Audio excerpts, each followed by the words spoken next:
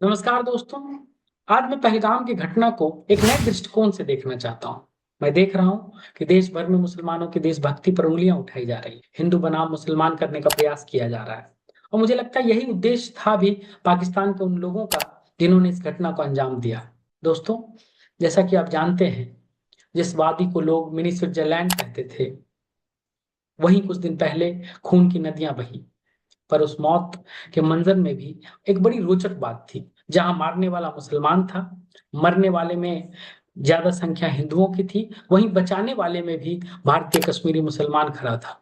एक मुसलमान लड़के ने जान देकर इंसानियत की मिसाल पेश की। कश्मीर की हसीन वादियां, बायसरन घाटी में सैलानी घोड़े की सवारी कर रहे थे, तस्वीरें खिंचवा रहे थे, हंसी खुशी के पल बिखरे पड़े थे। लेकिन दोपहर के करीब 2:30 बजे और जंगलों से निकले आतंकियों ने अचानक गोलियों की बौछार शुरू कर दी। 40 पर्यटकों के समूह पर अंधाधुंध फायरिंग की जा रही थी। वे सेना की वर्दी में थे, चेहरे पर नकाब था। लोगों को पहले मर्द और औरत में बांटा गया। फिर शुरू हुआ मजहब पूछने का दौर। कलमा पढ़ो, क्या तुम मुसलमान हो? अगर नहीं तो मौत के घाट उतार दिए गए। 28 लोगों ने जाने गंवाई। हिंदू, मुसलमान, जवान, बुजुर्ग, कोई भी बख्शा नहीं गया। हिमानी की कहानी अगर आप सुने तो वो आपको अंदर से झकझोर देगी। मैं भेलपूरी खा रही थी अपने पति विनय के साथ, हिमानी ने कहा। एक आतंकी आया और पूछा, मुसलमान हो? विनय ने कहा, नहीं, और उसकी जान ले ली गई। ये वो आतंक था जो मजहब की आड़ में इंसानियत को कुचल रहा था। लेकिन इसी नरसंहार के बीच दो नाम चमक कर सामने आते हैं, आदिल हुसैन और नजाकत अली। कश्मीरी मुसलमान जो ना कि आतंकवादी के साथ थे और ना चुप बैठे, बल्कि जान की परवाह किए बिना हिंदू पर्यटकों को की जान बचाने के लिए उन्होंने खुद की जान की बाजी लगा दी, जिसमें से आदिल हुसैन को अपनी जान भी गंवानी पड़ी। यह बात सही है कि ज्यादातर आतंकी घटनाओं में शामिल लोगों का धर्म मुस्लिम पाया जाता है, लेकिन इसका मतलब यह नहीं कि हर मुसलमान आतंकवादी होता है। भारत के 25 करोड़ मुसलमानों को आतंकवादी के कटघरे में खड़ा करना सरासर नाइंसाफी होगी। आज भी पूरा कश्मीर एक सदमे में है। कई घरों में चूल्हे नहीं जले। कश्मीरी लोग स्वभाव से शांति प्रिय होते हैं। वो मेहमान नवाजी जानते हैं। उनके अंदर मोहब्बत और अपनापन है। मैं आज के कश्मीर के लोगों की बात कर रहा हूँ। आतंकवादियों और कश्मीरी मुसलमानों में फर्क है।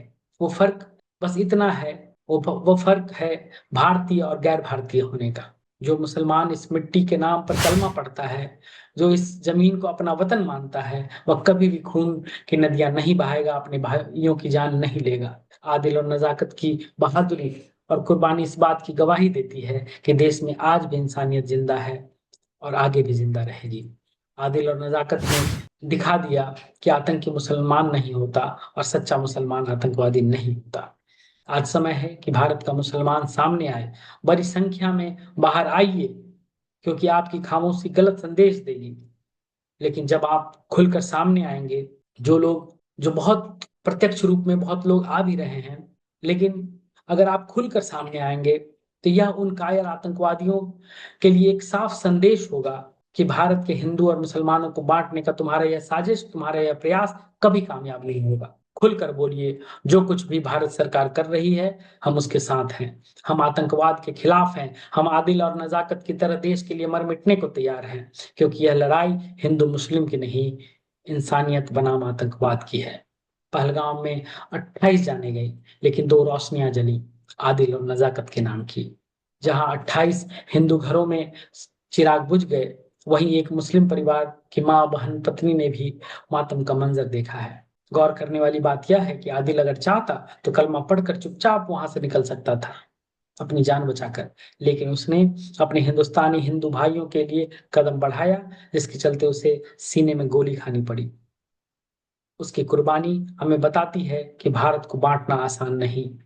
यहाँ हर मजहब का दिल हिंदुस्तान के लिए धड़कता है। अगर आप भी मानते हैं कि आतंक का जवाब एकता है और नफरत का जवाब मोहब्बत है, तो इस वीडियो को शेयर कीजिए और कमेंट में लिखिए, हम सब हिंदुस्तानी हैं। इस विपत्ति की घड़ी में मेरा देशवासियों के नाम बस यही संदेश है कि साखें रही तो फूल भी पत्ते भी आएंगे। आज दिन बुरे हैं तो कल अच्छे भी आएंगे। बहुत बहुत धन्यवाद। जय हिंद, जय भारत।